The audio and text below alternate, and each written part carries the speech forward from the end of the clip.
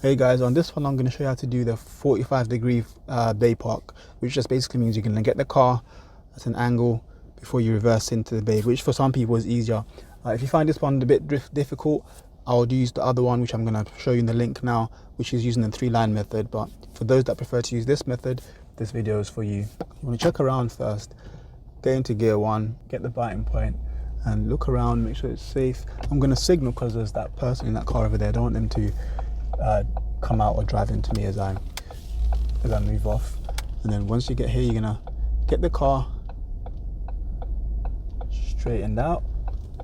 So I'm aiming for that bay just over there, so I need to be over there. So what I'll do, I'm gonna go next to it a bit and then turn towards the right, make sure there's no one coming towards me, and I can still see it behind me over there. Now I can't see it anymore through the windows, but I can see it through the mirror over there. And then I'm gonna look around again. As I reverse back, I'm turning a bit left because I can see that there's plenty of room on the left side over there.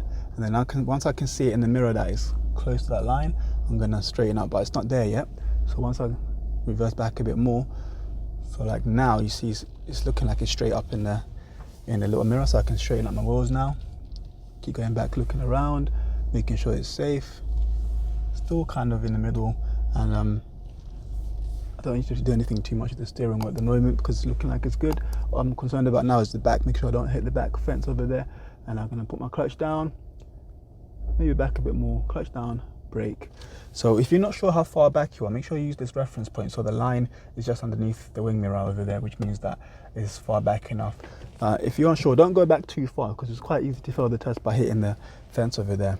So before you do this, make sure you choose the bay that you want to end up in. So I want to be in the one with that drain over there, so just the one opposite that wooden pallet over there.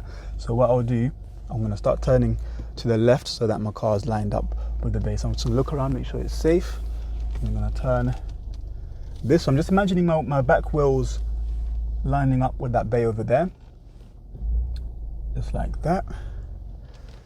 And once it's done, I can get into reverse, look around everywhere, start reversing back, and I'm going to turn quite a lot to the right, so I can see that line over there, and I can see the back of my car is going in close to it nicely, and I can see it in the mirror now it's going in as well. Checking the other mirror, it's looking good. Then I'm gonna straighten up my wheels because now I'm inside the bay now. Turn a bit towards the left just to get it a bit straighter, and checking the back, make sure I don't get too close. And once I get to like here, I'll brake and secure the car with the handbrake and neutral, just making sure that the car's in and it's looking good. Remember, if you get it wrong like this, what you can do is just get your car into gear 1, have a plan. So you want to go from here to here, so you're going to look around fully, make sure it's nice and safe, and then we're aiming for the bay that's this side here. So we're going to go forward. Remember, everything's done really slowly, taking your time, no rush. So once we get to like here, I can see the lines in my mirrors now, so I can put it into reverse, look around again,